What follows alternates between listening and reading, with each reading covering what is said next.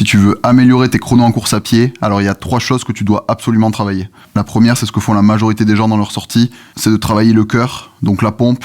Donc c'est sa capacité à chaque contraction à venir envoyer du sang vers la périphérie. Ça, ce genre de travail, on le fait quand on fait des sorties autour du seuil, c'est-à-dire des sorties où on est plutôt essoufflé pendant l'effort et où on serait incapable de parler sans reprendre sa respiration lors de l'effort. La deuxième chose, c'est celle qui est le moins travaillée, c'est le côté foncier. Donc ça, c'est ce qui va surtout développer le réseau de transport. Donc c'est comme si on développait vraiment les canalisations. Et donc du coup, tout ce qui va permettre l'apport de sang en périphérie, donc au niveau des muscles, en particulier sur les mollets, les quadriceps, les ischios, les fessiers, qui vont participer majoritairement lors du travail de course à pied. Si vous faites jamais ce travail-là, vous aurez beau avoir un bon cardio, donc un bon cœur, qui est capable d'envoyer beaucoup de sang vers la périphérie.